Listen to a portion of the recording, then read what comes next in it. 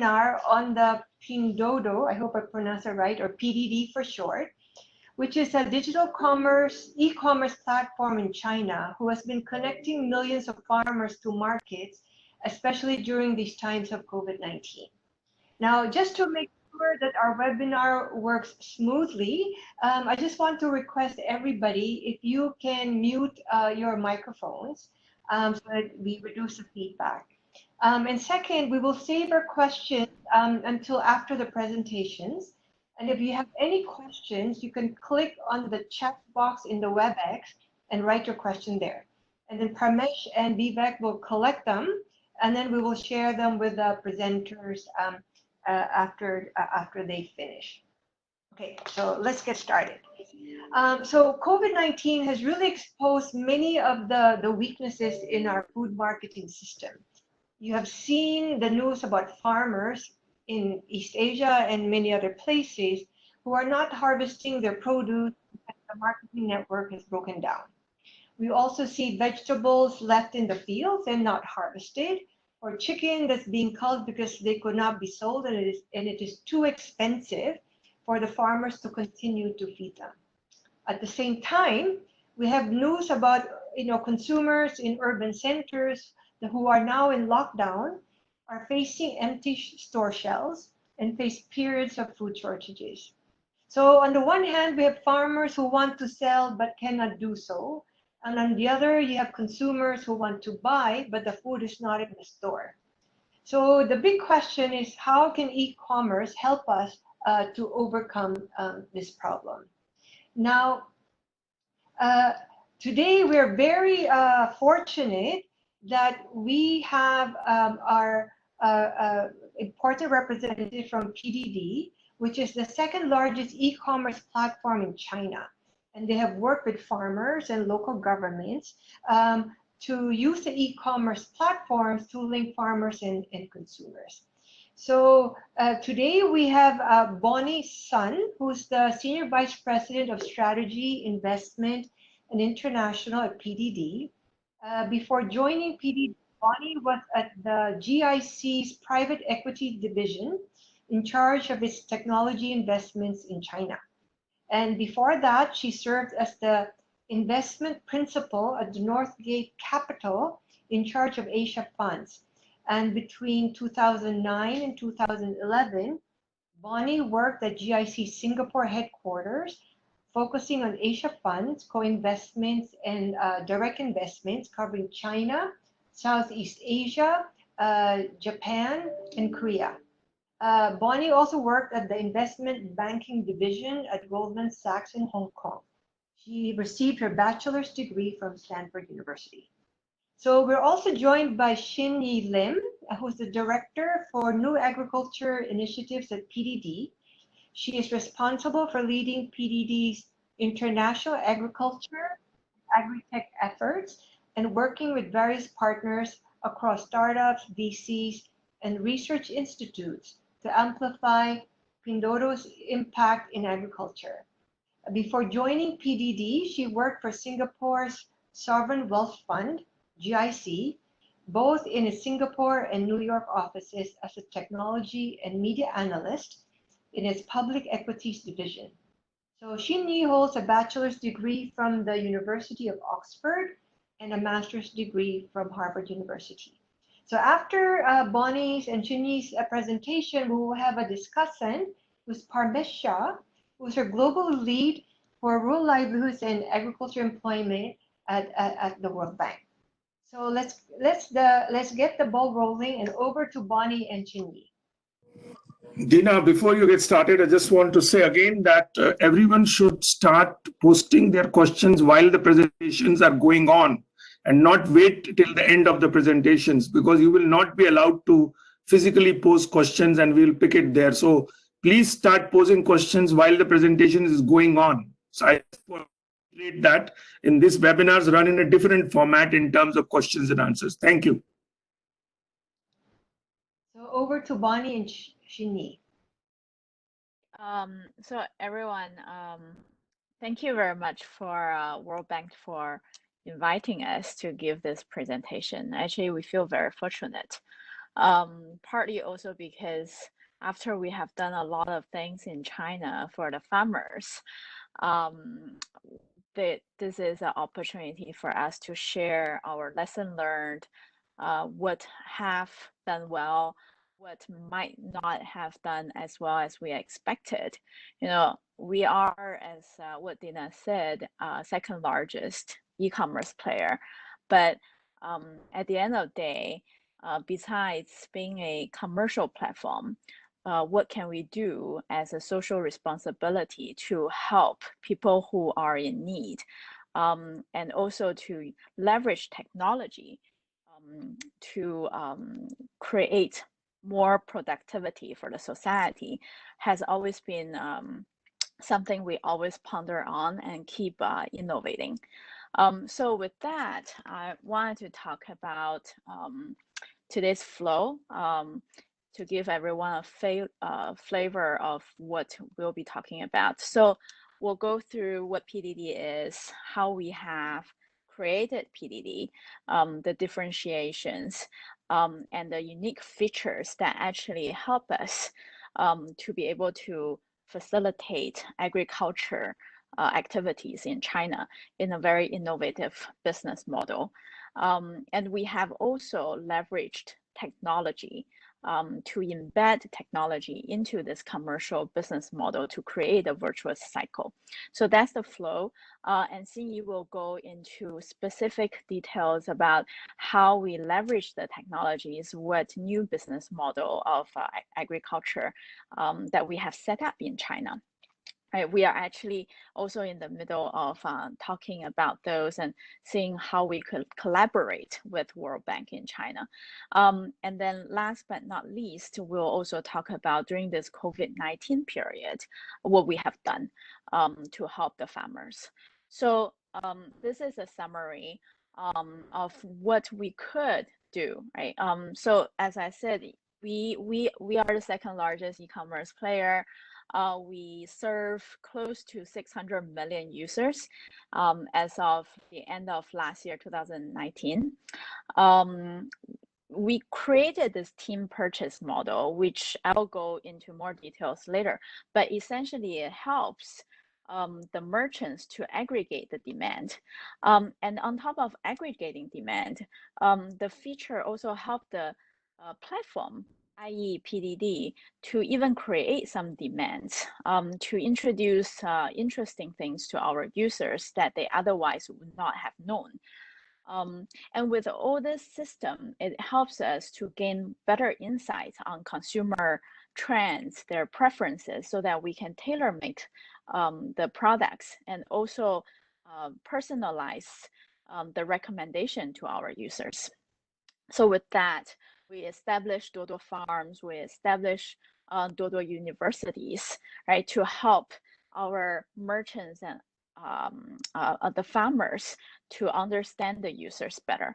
So through connecting the farmers and users directly, instead of going through layers of intermediaries, and helping the farmers to aggregate the demand so that they could plan their planting season and also pickup season and deliver it better. It actually helps them to make more money because they can sell directly, and also helps the users to enjoy better quality vegetables, fruits, and other agricultural products at lower price. So this essentially creates a self-reinforcing system. So going down, I wanted to talk about how we started and why we started. So Cindy, can you scroll down? Thank you. So what is PDD? PDD in the full pronunciation, and Dina did a pretty good job, is Pinduoduo. Right, so Pinduoduo in English, I understand it's quite, it's not easy to understand, but in Chinese, it actually represents 3 characters. So first, Pin, it means together, and there are 2 duos. duo means more in Chinese. So we hope that we could create a platform where users could enjoy better savings. And during the process of shopping online, they could enjoy the fun elements. We have developed games. We also have developed certain features as part of the team purchase to make this online shopping experience not a solitary experience, but help users to have this sense of community. So at the end of the day, we want to group value and happiness together whenever users come to our platform. So going down, so this is a snapshot of the scale and who we are. So last year, 2019, we did about 1 trillion RMB of GMV, which means the total transactions happened on our platform. That's about 150 billion USD. And that's contributed by close to 600 million buyers. So here the exact number is 585 million. We are connecting this 585 million users with 5.1 million merchants on our platform. And the total number of orders, if you put it in some context, means that we are, so through our platform, about 54 million orders happen per day. And that, if you put it in the context of the daily parcels being delivered in China, we contribute to about 25 to 30% of the number of parcels delivered in China every day. And to also give you some more color, it is a public information that in March, we have reached or returned back to normal activity. So in March alone this year, on average, the daily orders is more than 50 million again. Yeah. See, next slide.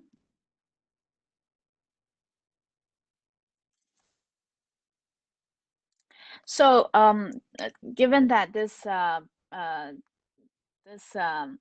presentation is about agriculture, so we actually created a snapshot about our agriculture activities. So fresh agricultural produce contribute more than 10% of our sales. So here is 136 billion in 2019. So we actually started the platform selling fruits. So fresh produce is always close to or dear to our heart, and has always been a big contribution to our platform's growth. So within this 585 million active users or buyers, there have been 240 million who have bought agricultural produce. So less than half, but almost half. And about 600,000 merchants are selling their agricultural produce on our platform. So these merchants are, some are individual farmers, some are co-ops, some are distributors. And you can see here that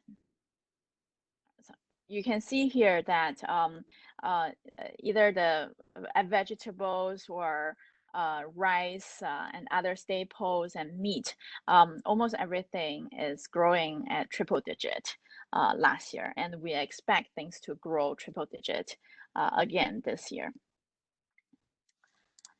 So the next slide, or the next two slides, actually just talks about how we grow and the growth trajectory, which I won't really go into that much detail, so you can read about it offline. And these are all public information.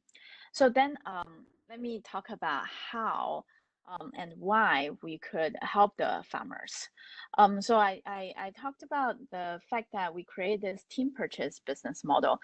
Basically, if you look at this slide, and if anyone has time or if the bandwidth allows, actually we have a link to our product demo that you can watch. It's about a minute and a half, because we understand that our app is not available outside of China, so most people don't really know how the user interface works.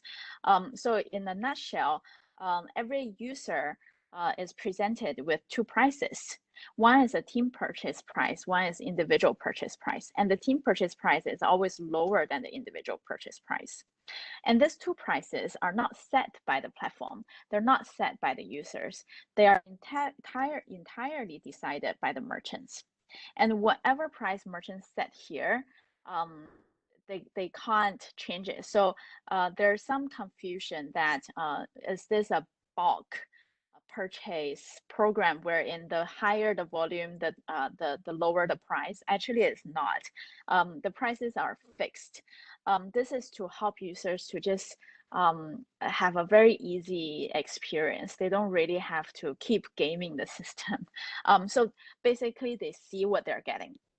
Right, so between these two prices, if the product itself is the same, most of the users, and on our platform, 99% of the users will definitely choose the team purchase price, because it only requires two people to form a team. So it's not that difficult. And to form a team, you either invite your friends on social platforms to buy it together with you, or on our app itself, there are existing teams that's established or started by other users, by the 600 million users. So you can see that there are a lot of ready teams there for people to join. And then once you form a team of two, the order is confirmed. And then the shipment needs to be delivered from the merchant within 48 hours. And this is to ensure that user experience is satisfied. So some people may ask, oh, this is not really that innovative, right? It's not like a new technology. So how come we could make this happen and grow so fast within 4 to 5 years and others can't? I think at the end of the day is really the timing, right? So when we started 5 years ago, the social media scene in China has just started. There's WeChat gaining millions of users on a daily basis. And number two, the online payment system has penetrated well in everyday life. So by then, almost everyone had an e-wallet. So they either have an e-wallet through Alibaba system, or they have an e-wallet through the WeChat system. And when they have some money in their wallet, they can use that money, or they want to use that money to buy something. But at the same time, within all these social media platforms like WeChat or QQ, which are the biggest in China, there was no one really selling physical products. So we came in and offered these products to the users. And the third factor is that maybe unlike some of the countries where the current participant or the audience are in China, the logistic penetration is very high. Right, from one end of China to the other end, even 5 years ago, it would take probably 3 to 5 days. Now it's much faster, maybe 2 to 3 or 2 to 4 days. You can ship anything from anywhere in China to another point, and they're very well penetrated even into lower tier cities, like third tier, fourth tier, or fifth tier cities. So that's really the infrastructure part of China has made our success happen.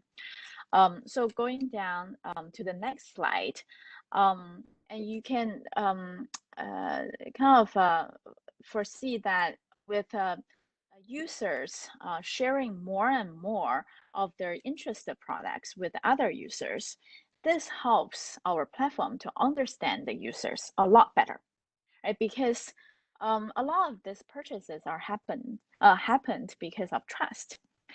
So if I send something to Xinyi, like Apple or like a skincare, the machine or the system actually presumes that I know Xinyi pretty well, to know that this is what she might like, or under this category of products, this price range is something that she is interested in. So through that, our system actually gains a lot of user insights. And with better user insights, we can recommend more accurate or better products to fit users' ever-changing needs. So in a traditional e-commerce platform, right? The user kind of preferences or insights are derived from their past experiences, past browsing record, past payment record, but it really treats a person as a solitary person, right? But we know that human beings are social animals. A lot of things that are happening around us are influencing our habits and preferences. For example, COVID has changed how we communicate, and frankly, what we buy. We actually realize from our own internal data that the beginning period of COVID, when people had to stay at home, there were a lot of purchases of sports goods, right? And there are a lot of, I guess, more of an irrational buying of food to store at home, right? So this social changes have changed, and physical changes change people's behavior, and also as, like, say, a young girl during the teenager age, and after married or after being a mom, shop differently, right, and buy different things. So as we understand the changing needs of consumers, we can actually suit our product recommendation to help them save time and save the energy of actually checking prices or checking quality, to make a lot more efficient purchases. And as they make more purchases, we get to understand them better. So essentially, we have created this self-reinforcing virtuous cycle through team purchase. And how this helps with farmers, right? And frankly, with some of other merchants and brands, is that it helps to aggregate the demands. For example, if I want to eat apple today, Xinyi wants to eat pear tomorrow, and maybe Dina wants to eat oranges on Wednesday, right? Or day after tomorrow. So in the traditional sense, both offline setting and typical e-commerce like Amazon, Alibaba, or Wish, users will just go to, like, I would go to the platform, or I go downstairs to buy apple on Monday, right? Xinyi therefore goes downstairs or go to a platform to buy pears on Tuesday, and Dina, so on and so forth. But in the team purchase model, if I find that there is a pretty good deal on apple today, and I happen to want to eat apple, if it's 50% on discount, right, and I need to form a team to enjoy that discount, then I just share that with Xinyi. And I think I don't think I'm a strange person, but I don't really particularly have to eat apple on Monday, or if Xinyi doesn't have to particularly eat pear on Tuesday, then it is very likely that my friend Xinyi will join me to buy apple together on Monday, and maybe she will just skip pear on Tuesday and buy something else on Wednesday. So through this team purchase, we actually could aggregate the orders that otherwise might be scattered on different days. And this aggregation of order actually helps us to help the farmers schedule the picking better, schedule packaging better. So and even with the user insights, it's already happening. Some of the farmers that we serve, they actually grow specific type of apple or orange based on the users needs or feedback, right? So that's how the team purchase model helps to aggregate the orders. So then the next slide. So it talks about, it's a bit repetitive, but actually at the bottom part of the slide, it talks about how this aggregation of orders helps with the supply chain. So if the delivery company could know, or we could tell the delivery company that, okay, you just go on Monday to pick up a larger volume of apple, right? That actually reduces the cost, because otherwise the delivery company will have to go every time there's an order. So when the orders are aggregated, then they can just go with fewer frequencies, which reduces cost. And farmers actually could pick the fruits or the fresh vegetables closer to the date that this produce will be picked up. So the produce itself will be fresher when they reach the user's home, and safer. I don't know about other countries in the world, but in China, because there's so many layers of intermediaries, sometimes a produce has to go through a few distributors to get to the supermarket, to get to the or the wet market, to get to the users, right? So each layer, not only that it adds cost, like what the slide shows, and each layer adds about 30 to 40% of cost, but each layer also delays the time between the picking and delivery, right? And in China, sometimes they use chemicals to keep the products fresh, or they actually have to pre-pick a while before the produce is ripe. So then users wouldn't get the most fresh products. So through this team purchase, they can get fresher products at lower price, and farmers can actually get their income or higher income, right, through selling directly.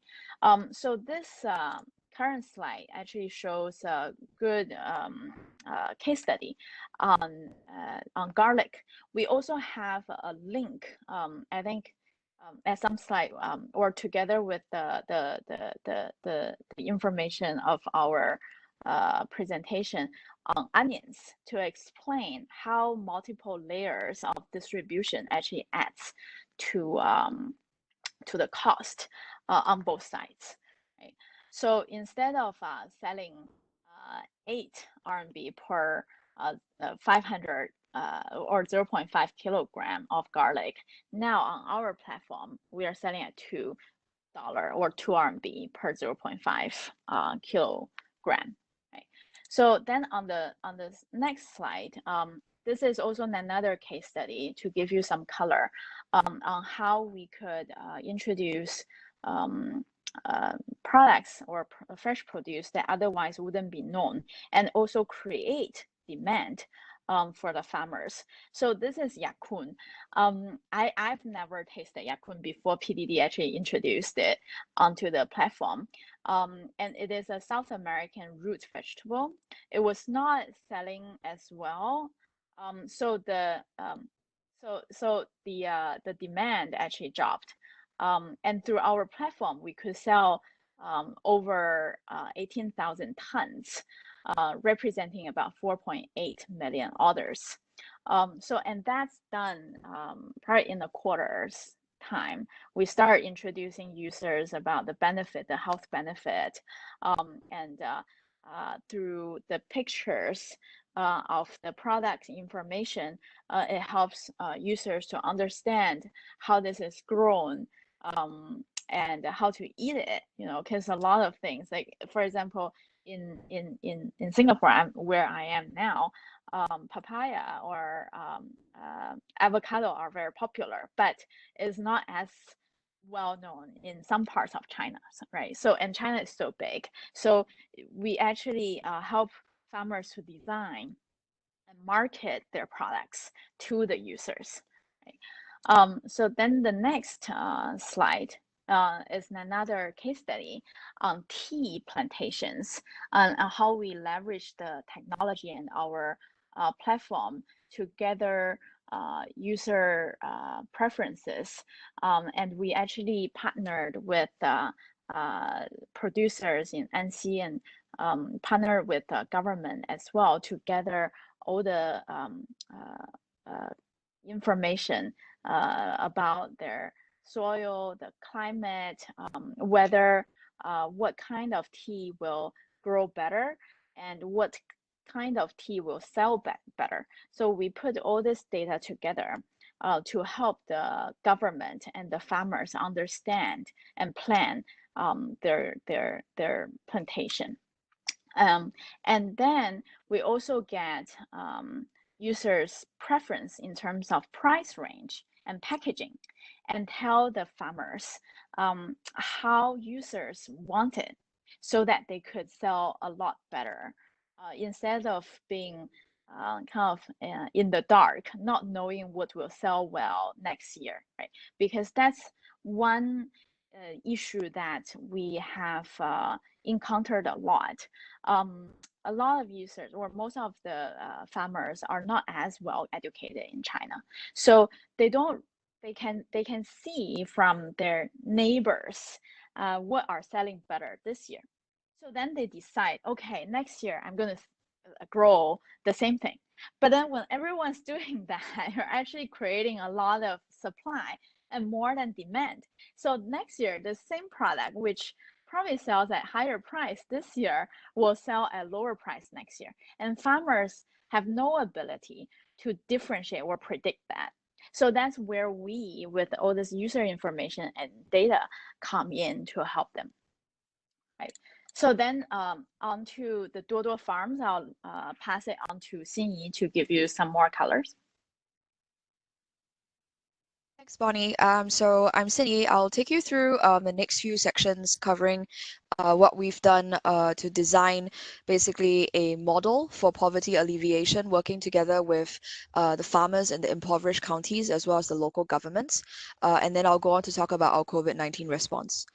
So this is a overview, I guess, of how we've thought about, the Dodo farm model, right? So the main thing that we're trying to do here is that we realize that an e-commerce platform like ourselves actually has a lot of potential to help funnel much needed demand to farmers, right? Because the conventional offline model, you're actually just kind of oblivious, right, to what the market demand is, and then you're just trying to like sort of figure things out once you actually have the crop, right? And to go back to the garlic example that Bonnie was talking about, right? So one year actually there was a spike in demand for garlic, which led to actually a lot of farmers moving to plant garlic the following year, which then led to a crash in the price of garlic, right? And then those farmers who had started to plant garlic realized that okay, it was a fundamentally unprofitable business. So there are all these swings and volatility in kind of the typical offline experience of a farmer.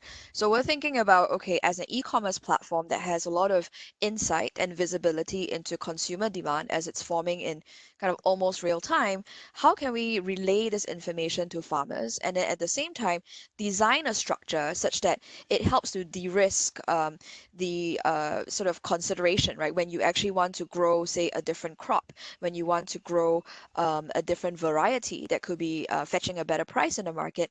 Oftentimes, a farmer kind of operating in silos on their own kind of small plot of land is a bit hamstrung, right? So they're not really able to actually take some of these actions, right? Whether it's investing in their farm or just improving kind of the quality of product that they're planting. So if you just look at this circle, I'll just kind of take you through a couple points here. So starting off from, I guess, brand innovation, right? We created this model of Dodo Farm And basically what we're trying to do here is to see, okay, we have this partnership with the Yunnan provincial government, which we announced last year. We work with them to help the farmers in 74 impoverished counties throughout Yunnan.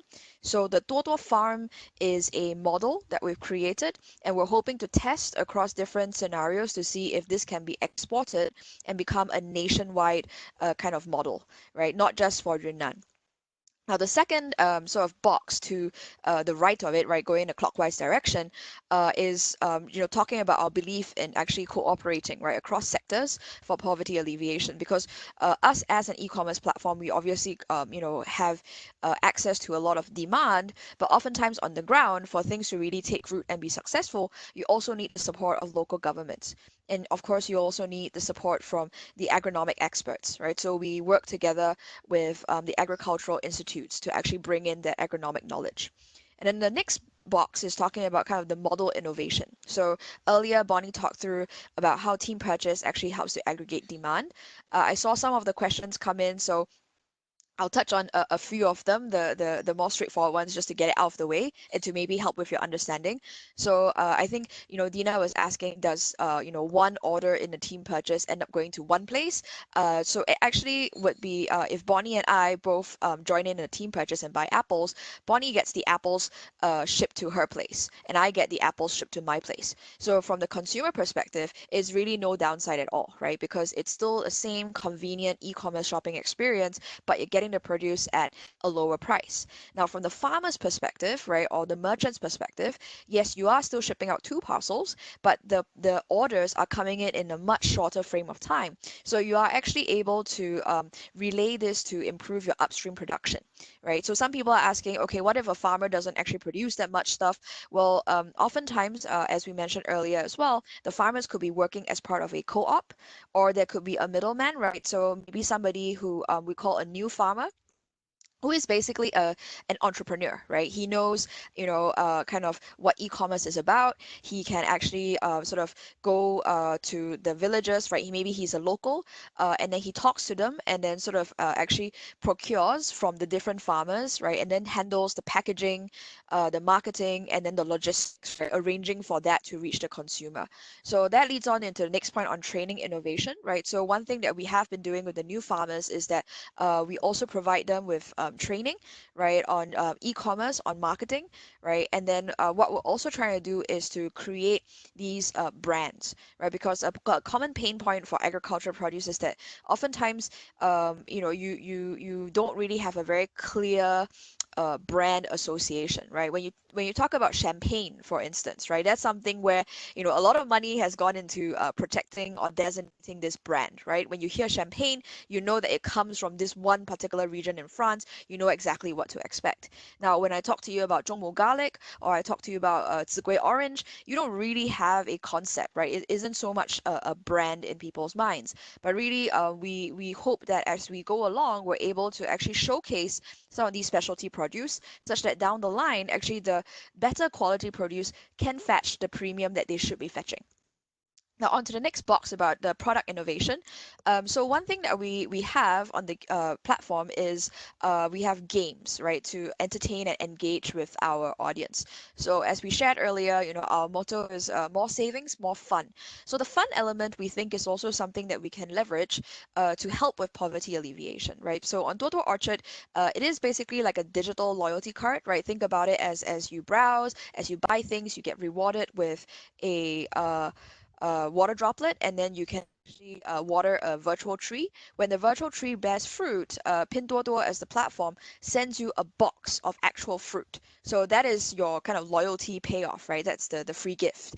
So I am 99.6% the way there to getting a box of mangoes, right? And during different times of the year, we'll showcase different produce, and we oftentimes will source from the impoverished counties, right? So for instance, we had walnuts from Xinjiang, and that's actually one of the projects that we work on. And so this leads on to the next point about perception innovation, right? Because when you are now actually engaging on Pinduoduo on a regular basis, right? The concept of actually helping the farmers, it doesn't become so sort of one-off or ceremonial, right? Sometimes I think in our daily lives, when you say like, oh, I made a donation to charity or I'm doing something for charity, it's like, it's earmarked like, okay, it's a special thing, it's a one-off thing. But what we're doing is that we're really mainstreaming it, right? Such that when you're browsing on Pinduoduo, you know that you'll find things that are good value. And at the same time, oftentimes we have these farmers, right, whom we are showcasing and putting in front of the consumer. And so that also is a way whereby, the consumer knows that, yeah, okay, I'm also helping a farmer in need, but that becomes something that's part of like your everyday common experience shopping on Pinduoduo. So it's not a one-off, it's something where it's very easy for you to participate and always help with the farmers. So just kind of highlighting, right? So the three aspects of it. One is on the supply side, right? So when we work with the local governments, when we form the cooperatives, it's about setting the right incentives and removing any obstacles they have in place, right? To improving their production or just enabling the agricultural goods to move online. The second piece is empowerment, because we don't want to just sort of write a check and then, have to handhold them, and then after a year or two, right, things kind of fall back to the old ways. What we really hope is that for Pinduoduo with a Dodo farm, right, the as much as possible of the value created from agriculture should stay in the farms, should stay in the villages, and the talent from the countryside should stay there as well, right? Because these are the people that you need to kind of lead you through the next phases of really internalizing some of these changes that we're working together with our partners to bring. And then the last piece is on the demand side, right? So making it easy for consumers to help. So our product model is very much a recommendation feed. So it's like when you're browsing on Facebook or Instagram. So if you see something presented in front of you and you feel like, oh, it's a good price, right? And I can see it's a store that a friend has bought from before, I already have that comfort and the confidence, right, to make that purchase and move forward with it. So these are the few aspects that we've worked with in place. So just a quick overview of Toto Farm. So, we've worked with over 12 million farmers so far, right, in terms of selling their produce on our platform. We've put in a certain amount of marketing resources. So this is basically us kind of offering traffic, right, basically putting the produce or creating listings for the farmers and putting it in front of the user in very prominent places, maybe the top banner, etc. Right, and we also have cash subsidies, right, because sometimes, some people have been asking about, say, logistics, right? Sometimes, especially with, say, COVID-19, we had to sort of also step in with some subsidies, right, just to kind of get the ball rolling. But our longer term goal, as I'll go on to explain, is to really design a system that is self-sustaining and self-running.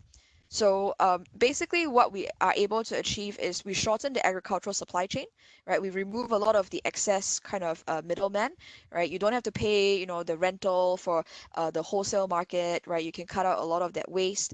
And then at the same time, with a better insight on actually where the demand is and also where there are pockets of supply sitting, right? How do we actually match those two better, right? Such that the supply is able to move along at a faster rate, right? And then also supporting our farmers, right, with tools and training. And so this is the kind of collaboration model of our Dodo Farms. It's a tripartite model. So PDD is kind of the lead, I would say, in terms of just providing some initial funding, right? So we provide the financial support. We will give some seed funding.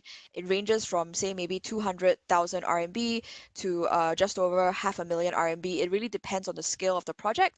So we provide the funds, and we also provide the e-commerce training, and obviously the traffic on our platform, as well as the insights, right, on consumer demand and how you should be building your brand. And then the other piece is actually, with the local governments, these are kind of the eyes on the ground, right? They are the ones who know the locals, who are able to convince them, like, okay, we would like to develop a co-op, right? And these are the benefits of the co-op. This is exactly how it works. So they provide the operational support as well as having the policy incentives in place, right? Because sometimes, especially if you're creating a co-op, you need to maybe, the land that each individual farmer has to come together into that co-op, right? So there are some of these kind of administrative kind of legal work that has to be done. And then the last piece is in terms of the agronomic research institute. So we have a partnership with the Yunnan Academy of Agricultural Sciences. We are also in close collaboration with the China Agricultural University. So what they do is they provide experts on particular crops, right, to impart knowledge, right, about that crop and how they can better process things. And so these all feed into a co-op model, right? So the farmers, the local governments are very helpful in terms of identifying, right, who are the farmers who are most impoverished, who are living below the poverty line, right? And they're identified to join in and form this co-op. And then at the same time, we rope in the new farmers. So to my earlier point about, bringing in talent and ensuring that they can stay on in the villages, right? These are the new farmers who are tapped on as the kind of leaders of the co-op, right? So they're a bit younger, they're a bit savvier on e-commerce, they know how things work, and so they can think about the business development, the marketing side of things, while the farmers just handle the actual farming. So this is on the training side of things. So Bonnie mentioned earlier we have Dodo University. So Dodo University more broadly is actually our merchant training program, not just for farmers. And within that, we do have online courses as well as offline courses. So we did about 1,400 hours of offline courses last year across 12 provinces. But at the same time, we also have, online courses, right, in which we reached out to close to 500,000 agriculture merchants. And then the new farmers that I mentioned earlier, we've nurtured about 86,000 of these new farmers thus far since the company's inception. So these farmers are the talent that we're tapping upon. So to the earlier points as well, in terms of logistics arrangements, etc., Pinduoduo does not have our own logistics sort of operation, right? So the farmers and the merchants operating on our platforms, they choose basically which third-party logistics provider they want to use, right? Whether it's China Post or maybe it's ZTO or YTO, etc. And so these kind of decisions, right? Usually it would be done by, say, the new farmer, right? The entrepreneur, right? Handling the business side of things, rather than the merchant themselves having to figure out like how do I make a payment, how do I, sort of do all the technical details. And just to talk about a couple of the total farms that we have in Yunnan. So we're working with different crops on each of the farm, right? It's tailored. So for instance, in Wenshan, right, we're working to actually standardize the production of yakon, right? And then for Baoshan, actually, it's a coffee producing area. So over 99% of the coffee in China is actually produced in Yunnan province, right? But the issue there is that actually the coffee variety that is widely grown, it's Katimo, and it's actually not, fetching that higher price in the global coffee markets. So most of that coffee, unfortunately, it gets bought by, maybe the large MNCs like Nestle, and it just gets made into like, your Nescafe Gold, right, the instant coffee mix. So they can't really fetch a very good price. So actually the agronomist has come in over there to make some recommendations, right, on actually maybe they should be looking at different varietals, right, Yirgachefei or Geisha, which can fetch a higher price, and then also give them some inputs on how they can do maybe intercropping, right, with mango or macadamia nuts to increase the economic yield of the land. And then lastly, for Nujiang, also in Yunnan, we've introduced new kind of citron and orange varieties that are better suited to the high altitude valley setting. And the agronomic expert is also introducing Israeli drip irrigation, which really we couldn't have done if we didn't have the kind of co-op setup, right? Because you wouldn't have a big enough plot of land for that implementation. So just talking specifically about that kind of the citron example, right, in Nujiang area. So kind of the first course, right, is studying the current status, right, of local agricultural produce in that area, right, and then roping in the agronomist who basically brings in his knowledge, the Israeli agricultural technology in terms of how to improve the yield of the land. And then also there's a test site, so it's a pilot site where he's planting the new plant varieties, right, to demonstrate that it actually does grow well in that climate. And then on sort of the financial side of things, so PDD actually, this is one of our larger projects. So we sponsored 2.3 million RMB, and basically it's going to be a phased effort, right? So in the first phase, the farmer or the agronomist is demonstrating how to actually do things, right, to the farmers. And in the second phase, the farmers demonstrate to us, right, that they've kind of learned and internalized these things. And then the third phase actually is more or less hands off, right? And then we should be able to let these sort of co-ops operate independently on the PDD platform. So yeah, these are just some pictures, just going over the case study in further detail. The outcome of it is that the orange trees that are grown under this pilot, they use less fertilizer, they use less labor, right? Because we're replacing with the drip irrigation technology, and it's expected to increase the earnings per mu, which is about 1/6 an acre, by RMB 800 to RMB 1,500. So that's a pretty meaningful increase for the citrus farmers in Nujiang. So this is just a quick overview again of kind of the progress thus far. In the interest of time, I'm going to skip ahead to our COVID-19 response. So for COVID-19, we felt that actually for us with our 600 million, close to 600 million buyers, we're actually pretty well placed to help deal with the issue of excess or stagnant supply, right? Because the typical offline route, whereby the wholesaler drives into a village and says like, okay, I'll take all of your potatoes, whatever it is, that couldn't happen, right? Because there was traffic restrictions, and so a lot of times the farmers were stuck with a lot of crops that were just kind of, on the verge of rotting, unable to find a market. So we opened up an invitation to farmers to submit information, right? To tell us, okay, I'm in whichever county in Yunnan, and I have a ton of purple skin onions. This is kind of the price. Here's some pictures. And we created listings for these products in a very short amount of time. And we put them in front of our users, right? Because again, the user may not care so much, right? Whether they're buying, purple skin onions from Yunnan or purple skin onions from Henan, right? At the end of the day, if they see it's a good price and it's presented to them and it's acceptable, they trust Pinduoduo, they go ahead with that purchase. So we were able to move about 120,000 metric tons of agricultural produce through our online dedicated portal to help the farmers. And then at the same time, so this is just a testimonial that we would show to the customer to let them know that you are helping a farmer in need. At the same time, we also started to do more live streaming. So as you know, live streaming is something that's been hugely popular in China in the last 2 years or so. So what we did was we engaged some community leaders to also be spokesperson, right, for the local specialty produce that they have. And so as of April 20th, we were able to move over 300,000 metric tons of produce that otherwise would have been stagnant, right? And this is, I think, to an earlier question I saw come in about, how we give people assurance on quality. Live streaming is actually a very interesting way to do that, right? Because for certain things, like say a passion fruit or, a kind of fruit that is maybe a bit less common, maybe the consumer hasn't really thought of buying that before, but because it's presented to them on PDD and you have a local community leader who's, holding up the fruit, kind of telling you, okay, when it's this color, it's ripe and this is how you eat it, that actually really helps to give them more insight and also more confidence into making their online purchase. And the second aspect is actually in terms of helping the farmers get the inputs that they need for the planting season. Because the spring planting season in China is actually very important, right? It accounts for the majority of, sort of the grain production, for instance. So for agricultural inputs, a lot of that flow was disrupted by COVID-19.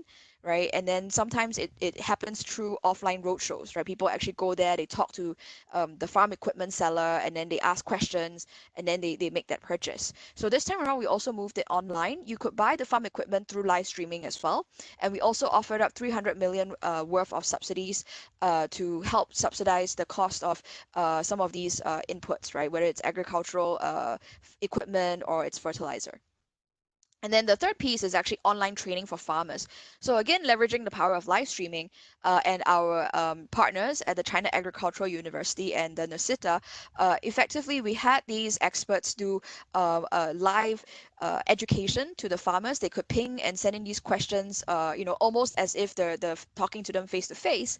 And we were able to reach about 4 million farmers across the entire span of the lecture series, right? Where the expert is actually there telling them like, okay, if you're dealing with this kind of pest infestation, this is how you should cope with it. Somebody can ask a question like, oh, I'm currently doing this, but it's not really working. Why is that so? And so that's actually helping to amplify, I think, things that have traditionally happened offline and reach a much smaller audience.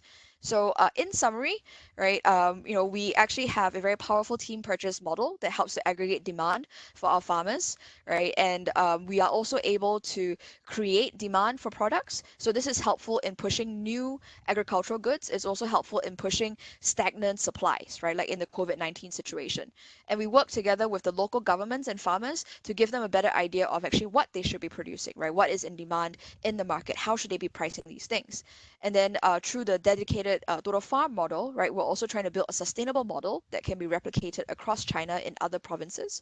And through COVID-19, we're able to use the existing network and infrastructure that we already had, right? Whether it's in terms of the user base, right, the merchant base, our live streaming infrastructure, and of course, just the fundamental recommendation engine, we could roll out the measures very quickly to help the farmers sell their produce as well as get the access to the resources that they need. And more sort of broadly, right, we see actually a long runway for agricultural productivity growth in China, and we're hoping to work together with more partners, right, outside of China as well, to bring more impact into agriculture and agri-tech development in China, right? Because we know that there could be great agri-tech developments outside of China, right? And if we could work with them, maybe through a pilot at one of our Dodo farms, right, this can also help to accelerate the development of the industry. So I'll leave it at that, and I'll hand over to Parmesh. Thanks, Bonnie. Thanks, Shinyi. So I think the one message that comes across very well is the power of team. And as the saying goes, if you want to go fast, go alone. If you want a good deal, you go together. Anyway, so let me turn it over to Parmesh as our discuss it.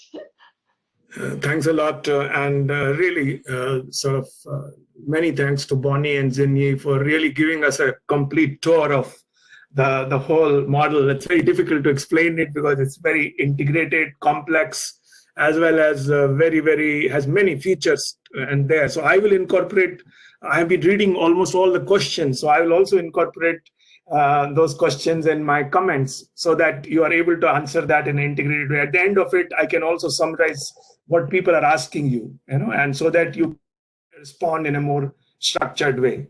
So one, I find this powerful because I think as an e-commerce company, you had a choice to become a consumer company obsessed with just creating demand for your products and do it. And we have a lot of experience of e-commerce companies working with farmers, but really being more obsessed with consumers.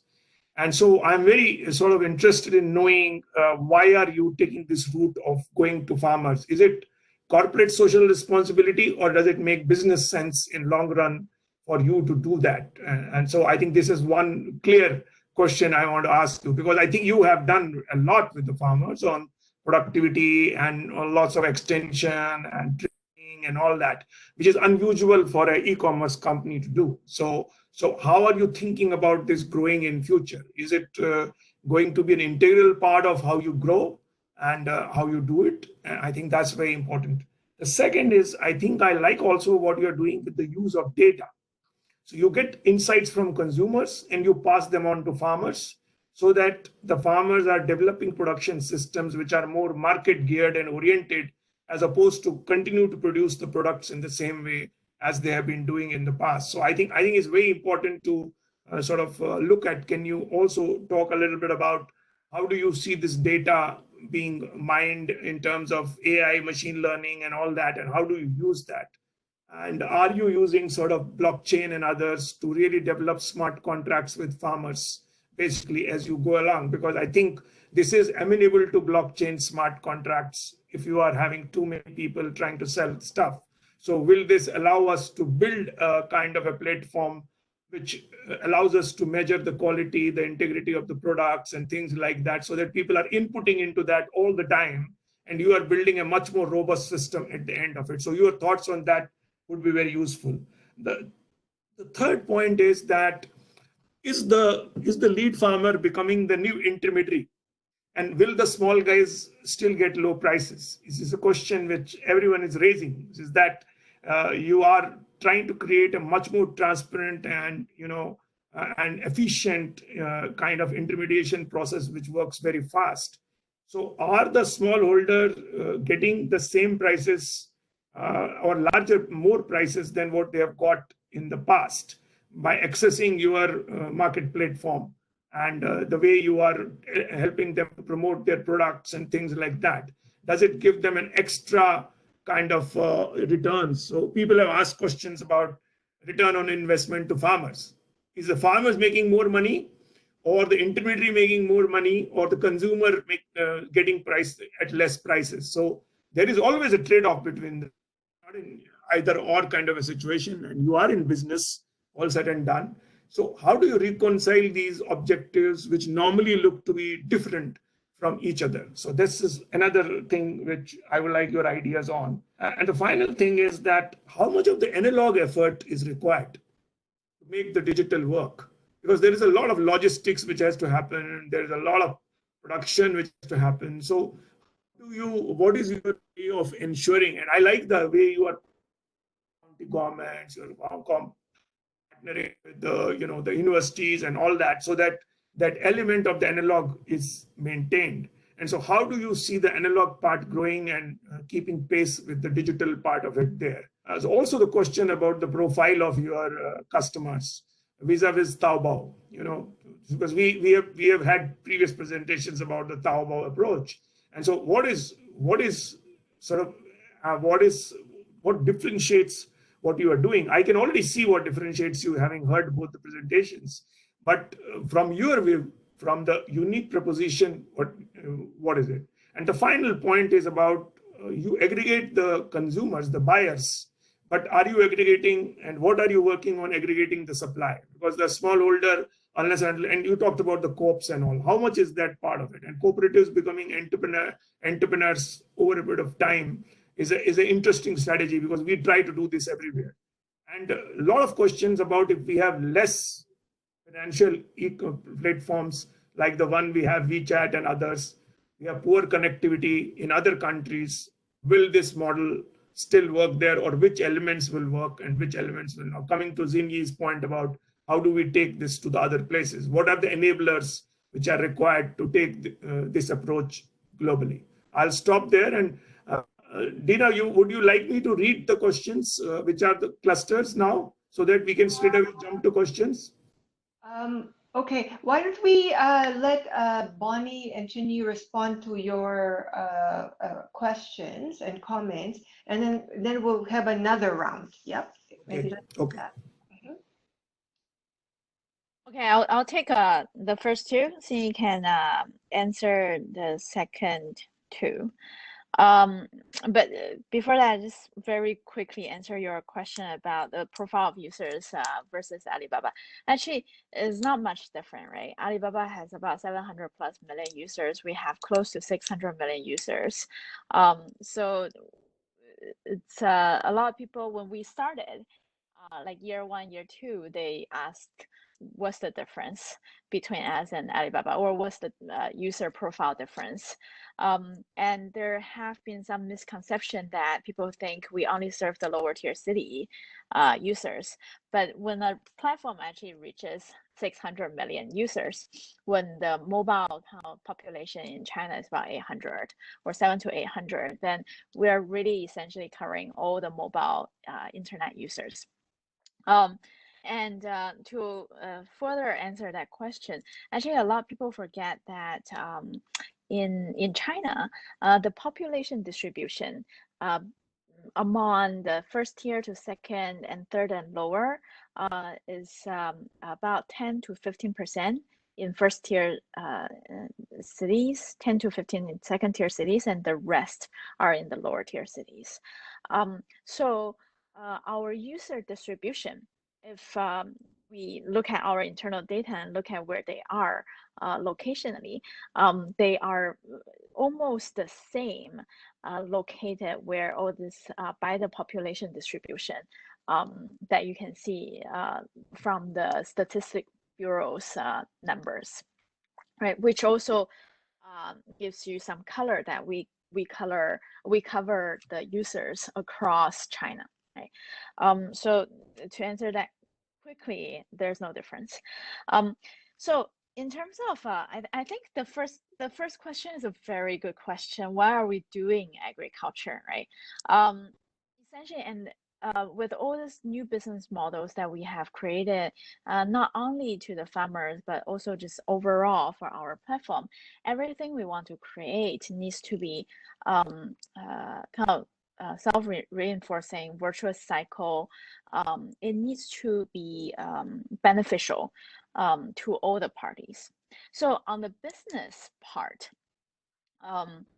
as I said, we started selling fresh produce. And why did we start selling fresh produce? Is because this is probably the kind of one of the most frequently purchased item in China, right? Very different from the United States, where people go to supermarket shopping or hypermarket shopping once a week to stock up. In China, the user experience is user habit is still such that like parents still like to buy the fresh produce and cook at home on the same day, or they maybe stock up for one more day, but they like things fresh, right? And this is fresh produce, but not only this, but meat, right? So this is essentially good for our business. We want our users to come to our platform more and more often. So that's one. Two, actually, agricultural produce, if you compare to other categories of products that's sold online, right, it is probably one of the lowest penetrated by online shopping platforms. So if I'm not wrong, fresh produce was about less than 10% being sold online, and particularly because people like this experience of going to the market or supermarket, and they also like the convenience of it, because if you buy online, then it takes some time to ship, but then if you just go down to your supermarket, you can get it right away. But of course, the cost or the price that users pay will be like 5 times more expensive, but sometimes people trade that convenience for cost, right? So so because the lower penetration rate, it has a much bigger growth potential for us. So that's on the business side. And then on the CSR side, this social responsibility, I would say, I want to say that we want to do social responsibility at all costs, but actually it's not true. We do think that, and this is deep in our heart, in the US, because the farms are much bigger in scale, versus in China, due to historical reasons, each farm, the parcel of land is very small. And the farm titles, the title of land is not allowed to be freely traded, right? So you can find in China, farmers just doing their small parcels of land, which means they can't really standardize that quality. And when they can't standardize the quality, the type of produce, then it is very difficult for a standardized supply chain business model. So in the US, you have companies like Cisco, right? Actually, they are just one layer or two or three, very few layers between the farms to supermarket. But in China, because of all this phenomena, that the farmland are scattered, farmers are scattered, they're not as educated. The farming techniques are not standardized. Some are very rudimentary. Some they have put in like more technology. So then you have to get layers of distributors intervene or help standardize or group the volume together, right? So we always think, what we can solve, or is this a big enough challenge? And we think agriculture is a big enough challenge in China, in the world. And China has about 400 to 500 million-ish farmers. And that's a big enough challenge. And not only that, this group of farmers, they have to feed 1.4 billion people, right? So it's because of this challenge, and because we see that maybe through some online platform or aggregator model, we can shift or make some changes to the system. So it's because of that we really focus on helping the farmers. I mean, there are other things that we are doing, like consumer to manufacturer, which we are helping the factories and manufacturers. So these are all the you can say supply chain issues, or the China-centric issues that we think only through or very much, maybe much easier through a commercial platform, we can make this happen. I mean, alternatively, what we can do, we can actually just donate money, like a one-off money, which a lot of people do, right? But is it helpful? Will that actually get farmers to be self-incentivized to learn more techniques, and in the long term, really make better living by themselves, instead of just having some charity going in and put some money? That only solves a very temporary issue, and it requires people to keep going in to help them. But the most efficient way we have found through years of testing this model is how to educate and equip the farmers so that they can run it off themselves.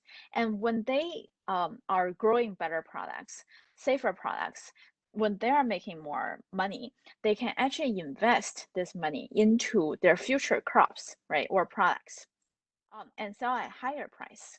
So this is where a commercial platform like us, when we have millions of users, can come in and help them. And of course, I mean, when we also introduce catalysts to make it happen faster, right? So that's why we have engaged or hired new farmers, or actually they are people who have left the lower tier cities or their farms to go to the cities to work at factories. They understand technology, they understand mobile internet, they understand how to market a product. So we hired them back to their hometown to educate people that they kind of grew up with. So that also gives them some sense of responsibility and achievement, that they are making a change in a place where they grew up or are familiar with, for people that they grew up with or familiar with. So that's really why we are going to farmers. And then on the second question about the data being mined, are we using blockchain or other technologies? So I'm going to disappoint you. We're not as advanced on the blockchain technology yet, because we're still evaluating, or we're still testing this business model. So we don't believe that just because of some more or the top technology, it can help answer the question, or help answer the challenges, right? We think you have to create a system where people really want to work together, or they are, again, the word self-incentivized to make it happen. So we pass this data, and this data is more turned by machine learning technology rather than blockchain technology. So we share it with the farmers. And one thing to note, which is a bit different from other players or other peers doing it, maybe in China, maybe some elsewhere in the world, we do not engage any third party to mine the data or to analyze the data. Everything is done in-house, and that is to ensure data privacy. So that's something that is very different. We actually have invested a lot of R&D in technology and in top tech talents to be able to do everything in-house. Yeah. So I'll pass down to Xinyi on 3 and 4. So I saw there were a few questions about, the kind of the benefit to farmers, right? How the economics actually work. So there was a slide earlier with the kind of garlic example. So if I just go back to that, it's probably a bit easier just to talk through it. So you can see that, the PD model, right? The farmer, instead of just getting 1 RMB, potentially they can make more, right? And we say that, the garlic is selling at 2 RMB on PDD. So not all that 2 RMB goes to the farmer, because truly in that chain there are some costs that you do have to incur, right? Like packaging as well as logistics. So between the 1 and the 2, there's about 60 to 70 cents of sort of the packaging, cleaning, and logistics costs. And then so of the kind of 30 cents extra or remaining profit, right? About 15 cents goes to the farmer. So the farmer does make 1.15 RMB per half a kilogram, and then the remainder goes to that middleman, right? Whether it's a new farmer or kind of and just a general kind of like aggregator serving between the farmer and the consumer. And I think, when we think about this question, oftentimes I think the farmer at the end of the day, they have their own free will, right? So if the regular kind of offline guy comes in and says like, okay, I'll give you 1 RMB, and another guy says, oh, I'm selling on Pinduoduo, I'll also offer you 1 RMB, that farmer only has that much to sell, right? Assuming that it's a normal situation, he doesn't have excess.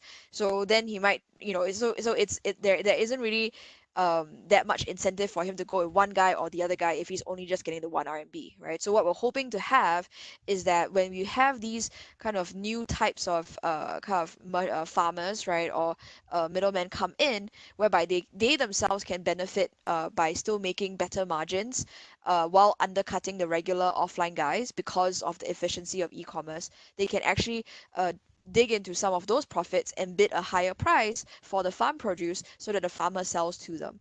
So what we have I saw that some questions, asking we whether we've actually validated this. Yes, we have seen that the farmers sort of selling through e-commerce are making a larger amount of money sort of on the sales that the making. And you can see in the when the slides get sent around, there are some links to our video, so you can also watch the onion video that will give you a better example. And then I think there's also a question around, well, how much effort does it actually take, right? So we have about just over 500 people. So our entire company, our staff strength is about like 6,000, right? And then we have different people who are sort of working on different kind of products or categories, right? And then we also have, I guess, people who are not officially full-time staff, but they are affiliated with us, or they may be like, for instance, the agronomists, right? They are employed by other institutes that we have a partnership with. So in total, there's about 500 people in agriculture-related work. Right, so not all of it is Tuo Farm, not all of it is kind of the CSR angle. Some of it is really just, you are a merchant with farm produce, and you maybe already have a pretty good size operation. Maybe say you're a rice merchant, you have your own factory, you have your own packaging, right? So that's a pretty big size operation already, and you could just be looking to come onto PDD as a merchant. Right, so we also have people dealing with just farmers or agricultural produce sellers in that regard. And I would say, obviously, having the support of the local government is a big help, right? Because those people are the ones who are actually there on the ground. And so, to Bonnie's point earlier, it's very important to us that we make sure the incentives are aligned. Right, so I saw a few questions come in about, why are we doing a co-op model and how is that different, because co-ops have been around for quite some time, right? And so I think this is something where um, there's two things, right, that I can think of, because I've also been musing on, what is different between co-ops now versus co-op in like Deng Xiaoping's time or even before, right? So one is that actually for the farmer in a co-op today, right, there's actually greater transparency, right, in terms of, a lot of the farmers, they themselves are PD users, right, or Taobao users. They can go onto the online platforms and see for themselves, like, hey, this garlic is already selling at like 6 RMB or 4 RMB or whatever it is. How come I'm only fetching 1 RMB here in the field, right? So there's actually much more transparency to them. And when they are part of that co-op, right, if the co-op, you go out and you negotiate and you secure a deal for like 150 or whatever, right? The merchant, I think, the farmer also has a lot more visibility, I think, right, in that, you know, you can actually show them the data, right? Like, oh, this is our store, right? This is how many sales we're doing, right? And so they actually would, I think, feel a bit more incentivized, because a lot of things are much more visible now than say 20, 30 years ago, where, you know, you probably had a nagging suspicion like, okay, maybe the guy running the co-op is like siphoning off some of the money, who knows, right?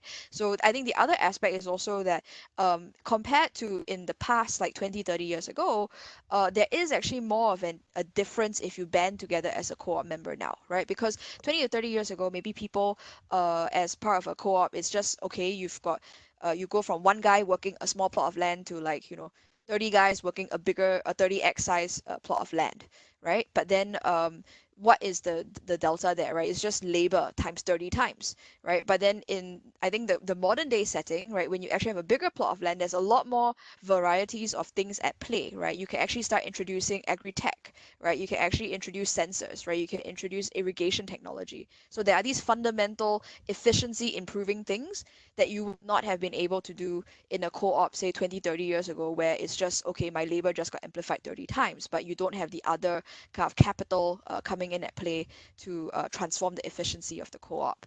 And then there was a question about our differentiation versus Taobao, right? So I think we touched on that a few times. I think what you know, guys like Taobao tried to do, and they've been around in the business for 20 over years, is initially when they went to the villages, they viewed it as a way to just sell more stuff into the villages, right? Not so much about selling the things from the villages out to the rest of China. It's more about, well, you know, people in Shanghai and Beijing, they're living, you know, this sort of life, they're enjoying these sort of products, and maybe somebody in a village also wants to buy these things. Let me set up internet kiosks, right? Let me set up these Taobao hubs in the villages for people to, you know, collect their orders or place their orders.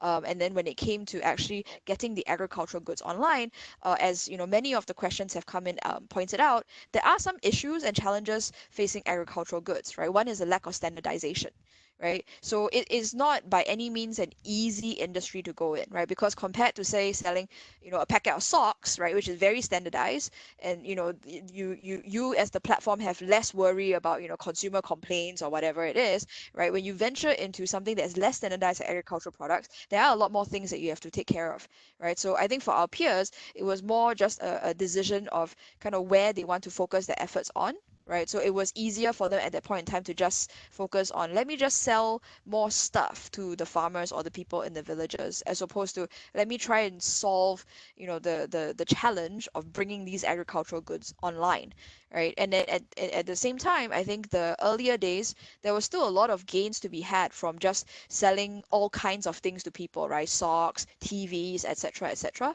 And then as China has progressed in its e-commerce journey, actually a lot of things today are already bought online, right? But agricultural goods still remains a big greenfield opportunity, because the online penetration of agricultural goods in China is only around kind of like 5%, if not less, right? So actually a lot of that behavior can still be migrated online. So I think for us, you know, tapping into this is something where we see, obviously, you know, many more years of secular growth. At the same time, we're thinking further upstream about how we can ensure that not only are we, you know, selling agricultural goods at a very affordable or cheap price to consumers today, because, you know, the farmer is not making much, but down the line, right, 20 years down the line, 10 years down the line, because the farmer is also in a better model, has better efficiency, and therefore they can still offer things at a very compelling price to the consumer, right? And it's not, you know, because we continue to just rip the farmers off.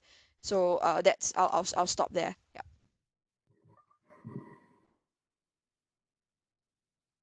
Parmesh, over to you with some of the additional questions coming up on the chat that Bonnie and Ginny have not yet covered.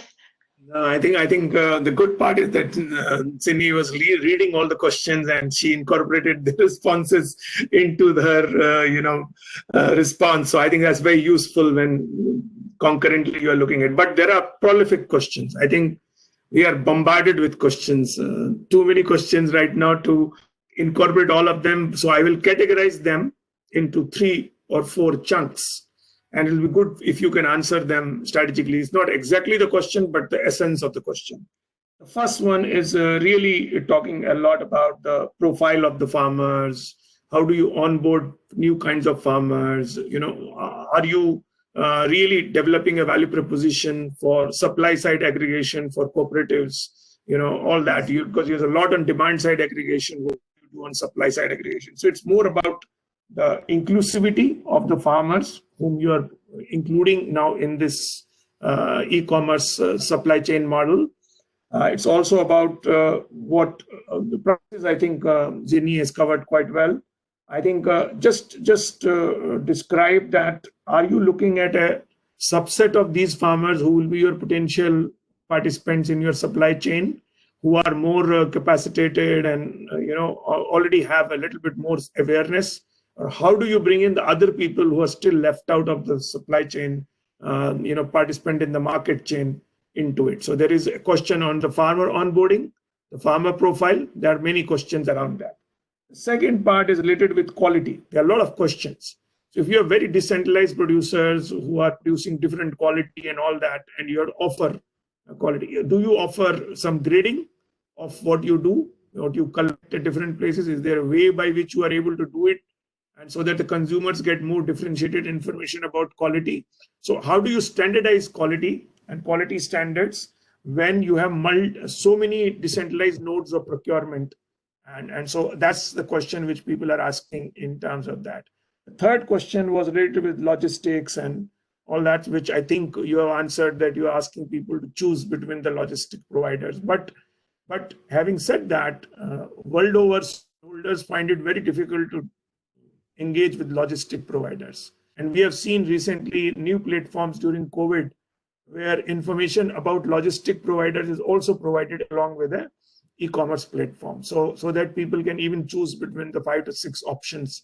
It is much more readily there rather than leaving people to those options. So people are asking about so it's about logistics, it's quality, logistics, and it's about farmers. And the final thing is about the COVID part, which is also that what do you think you learned from the COVID experience, which you can take into your post-COVID business model? Basically, what learnings you are taking from there, which can be taken to that, and people are asking whether you saw more consumers doing e-commerce shopping, the number increased for certain regions. Is there a differentiation between different regions in terms of new people who are joining this platform in the COVID part of it? Is there been an uptake there, increase there, or we are just trying to sustain the existing supply? And final thing is the enablers. If we want to do this anywhere else, what are the kind of conditions which are required? So everyone is overawed by that. Someone wrote just now that while this program was going on in China, someone purchased so you got business done even during this webinar. So and they said that their experience was very good, the prices were low, but what they have done some quick market research while this was going on, and they are saying that while people use their platform, but a lot of people are not participating in supplying their products there, still the traditional e-merchants. So I think because the perception is that how will we make money out of that, which is not true, because you have given a lot of examples of that. So I think the issue is that if now we want to do this in Africa, there are a lot of colleagues from Africa who have joined this one, and we want to do it in other regions and other parts, and you also want to work with us. What will be your advice on how to roll it out in places where we have less developed infrastructure and less developed e-commerce? How would one go about rolling it out there? So your thoughts on that. I'll stop there. These are some questions, and you can answer in any order, divide between the two in that way. Thank you. I'll just jump in real quick on logistics, because I think people have quite a number of questions there. So I saw in the comments, actually, there's somebody on the line from China and commenting about the quality of infrastructure in China. So actually, what we've seen is that because e-commerce has become so much more prevalent, right, as Hu Song was sharing, the farmers themselves are using Pinduoduo, they are using these platforms to buy things. So that actually means that the logistics providers have set up stations near to these villages, right? So maybe it's not in your village, you have to walk to the next village, but it's already pretty close, right? So actually getting the product to the logistics provider to ship it out isn't that difficult for, I would say, most farmers, right? And the points, the sort of all these logistics points continue to be added across China in a very dense network. So I think that is something that we're very fortunate is taken care of in China. And the cold chain development, similarly, there are major players like SF Express that have invested a lot in it. What we have invested on the logistics side of things is in technology. So somebody was asking earlier as well, can you see where the parcel is, right? Do you have visibility? So the short answer is yes. We have our own e-waybill system. It's free to use, and the vast majority of merchants on our platform are using our e-waybill system. And what that means is that when, say Parmesh places an order for garlic, right, and I'm the garlic merchant, I just hit a button, and Parmesh's address as information is auto-populated onto that waybill, right, which is that sticker that you usually stick on your parcel, right, with all the barcodes required for scanning. And then as it gets picked up by, say, China Post, right, the China Post guy scans the barcode, right, and a piece of information comes into my system. Parmesh can check on his app, oh, the parcel has been shipped out by the merchant, picked up by China Post, right? When the China Post guy gets it to the next collection station, you, Parmesh, can see on your app, oh, it's now at the regional center in Hunan, right? And it's on its way to Shanghai, etc., etc. So all along the way, you actually have visibility into where your parcel is. And then the second question was on quality control, right? So we initially started out as a first-party platform, right? We were Pinhaohuo. So that meant that we could directly actually check everything that was shipped out to the consumer. The flip side to this is it's quite slow in that we become a middleman, right? So the produce has to come to our warehouse, we have to inspect, and then we ship it out to the consumer. So we actually cut over from a first-party platform model into a third-party platform model several years ago. And today we are entirely a third-party platform. So this means that we can actually onboard a lot of produce. We have a lot of variety. And at the same time, we don't have to deal with, actually inspecting or handling each parcel that passes through us. So the way we actually still ensure there's quality assurance for the consumer is through a variety of things, right? So one is that we actually deploy technology like machine learning, right? So image recognition, text recognition, etc., to trawl through the reviews left by our users. So Bonnie shared earlier that we see on average about 50 million orders a day, right? And then we've also mentioned before that agricultural products are about 13% of our total GMV. So you can imagine, right, if you've got over, 5 million plus agricultural product orders coming in each day, right, and then you have some fraction of those types of reviews that are coming in, we actually have a lot of information from the pictures that people are taking, from what they're writing, that we can feed into how we rank and decide which merchant gets shown in front of the users, right? Because if, say, Bonnie is an apple seller, I'm also an apple seller, but my apples are crap, right? And then all the users give me 2-star reviews, right? That gets picked up in the system, right? And so when the system is deciding, okay, Dina is in the market for apples, do I want to show her Bonnie's apples or do I show her Cindy's apples, right? So obviously, the 5-star merchant would be preferred, right? And so the 5-star merchant gets those 5 stars because the users are giving very good reviews, right? And so that is a way in which, with as minimal sort of human intervention as possible, we can still align the merchant incentive while also protecting the users. And then we also have a system of penalties, right? Whereby if actually, for instance, you are selling goods that are, fake or infringing, or maybe if it's selling food products, right? Somebody ate your duck eggs and then got a tummy ache, right? And lodged a complaint, we would actually extract some fines or penalties from the merchant and pass that on to the consumer as a way to make them whole. Because at the end of the day, when we are a third-party platform, I can't guarantee every single package, right? It doesn't pass through me before it reaches the consumer. So how do I ensure people are feeling that it's safe to transact on Pinduoduo, right? At the end of the day, it's about trust.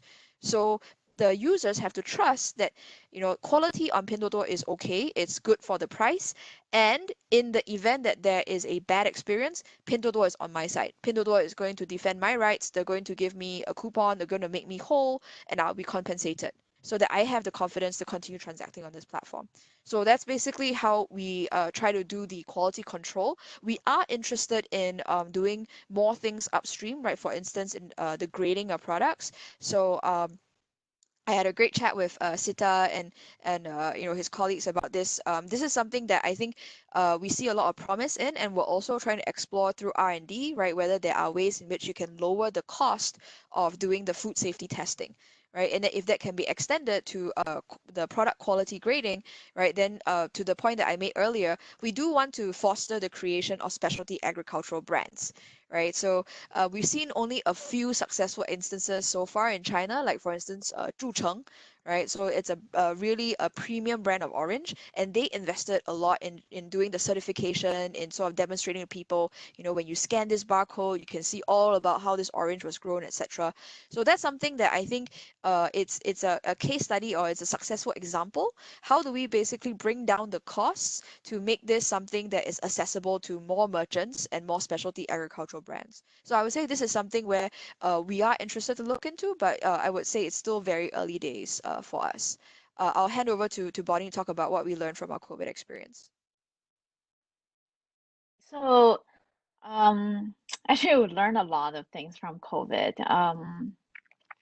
China being the first country that got hit by COVID, right? We had actually have been through longer time to look at the reactions of users before, during, and after.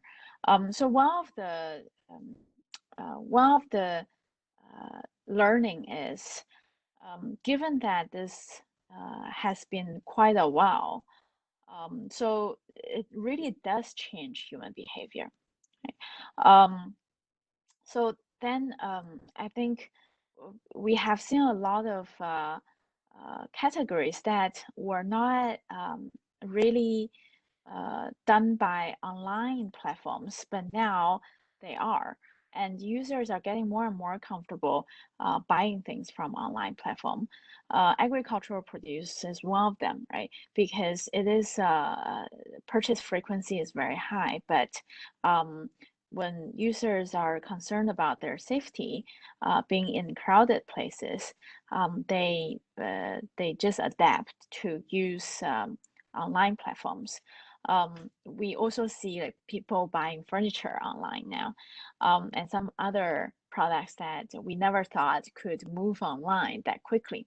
So that's one thing that we have learned too. Trust is ever more important in purchasing, in looking for the right products. So to respond to that, we actually created a product or a user product called 拼小圈.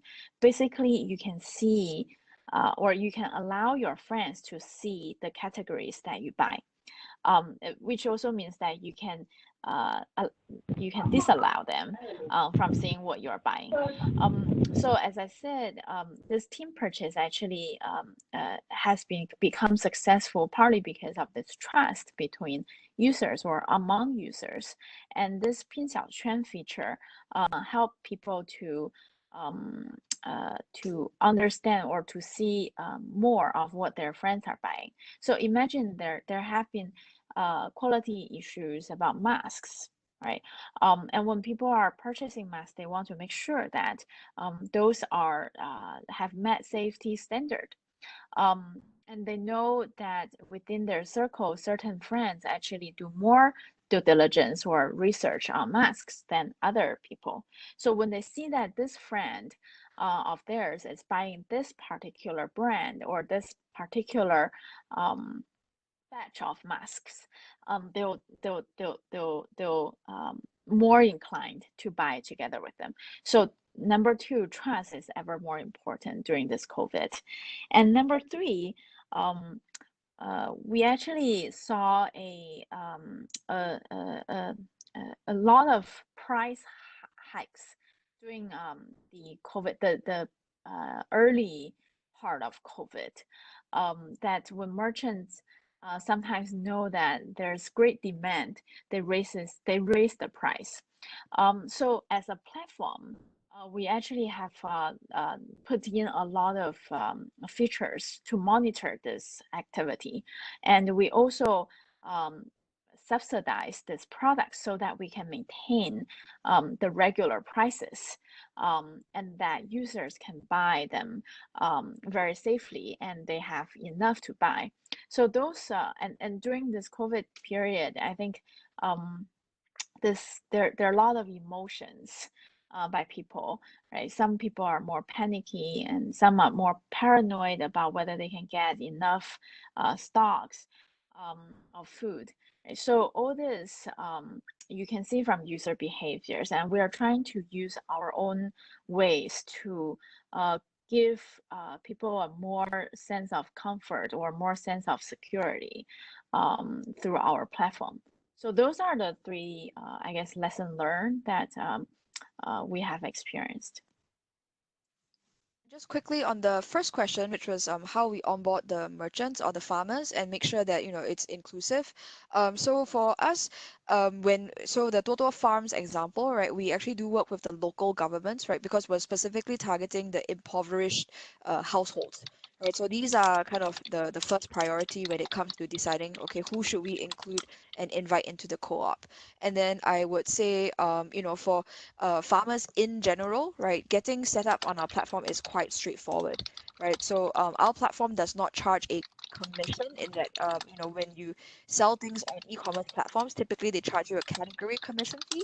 So we don't have that on our platform, right? So all that the merchant has to pay for is literally just a 0.6% transaction service fee. And that's primarily to cover the payment processing costs, which they would pay on any other e-commerce platform as well, right? So the barriers to entry is relatively low, right? So it's almost no downside for them to actually just create a listing, right? And then it's a gradual process of the part of that training that we were talking about earlier, right? Teaching the farmers, okay, but how do you increase the conversion, right? How do you get people to click on, your listing for apples versus other people's listing for apples, right? Maybe it's the pictures, maybe it's the words that you're using, maybe it's certain keywords that you have to tweak for. And that is something that can be taught to the farmers, right? And we are also aware that obviously the farmers have a different range of ages and abilities, right? So obviously if people are perhaps more kind of just in that phase where the maybe not that educated and not that interested to learn,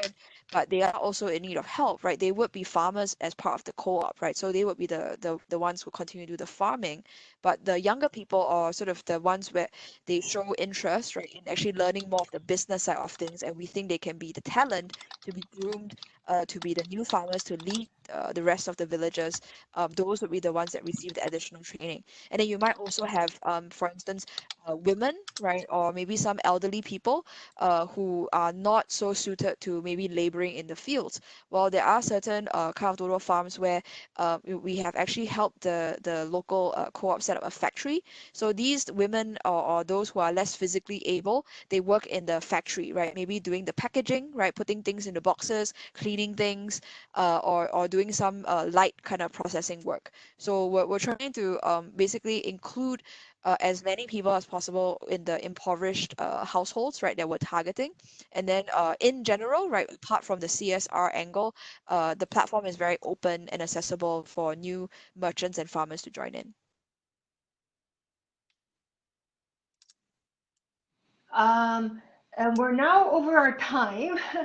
I would really like to thank Bonnie and Shinyi for this wonderful, I think, excellent presentation on what Pinduoduo is doing in China, and Parmesh also for the very good comments.